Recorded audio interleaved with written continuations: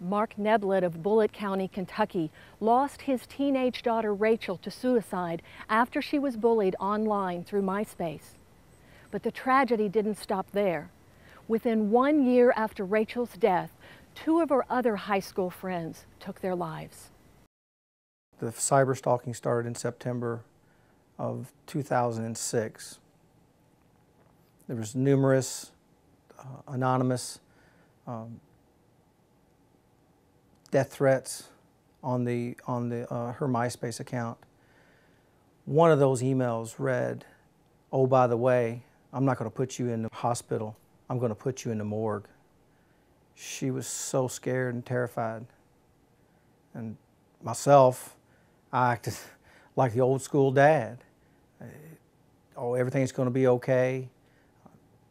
Tomorrow's another day. As soon as tomorrow comes, they'll forget and move on. Little did I know. 6 months after Rachel's death, her best friend, Kristen Settles, committed suicide. 6 months after Kristen, a third young lady, Carissa Smith, committed suicide. We were just so devastated. The emotional anguish that you go through to lose one of your students is something that I never had to deal with before.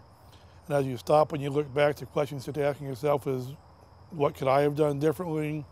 What could we have done differently as a school, as a staff, as a community, as students? It completely altered the way that I look at what kids do when they come to school. Obviously, as a principal, my job is to make sure they get an education. But around that whole aura of education comes all the social things that go with it.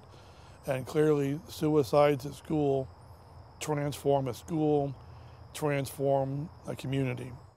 These 3 girls, beautiful girls, need to be remembered in our hearts. It was such a devastating loss. Suicide is the most preventable death in the world.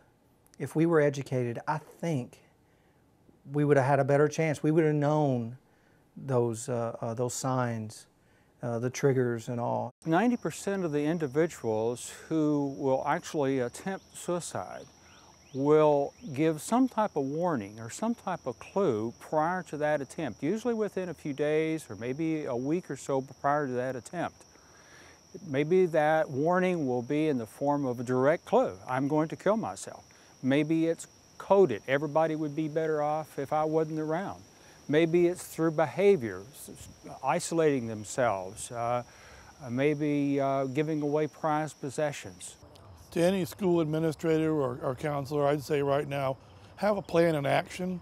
You never know what'll happen. Have a policy and procedure in place, either at the school level or the district level, and have your contact people ready to go, even outside of your own community. So if you do have to suffer through a suicide, it's not a matter of saying, oh my gosh, what do I do? Who do I call?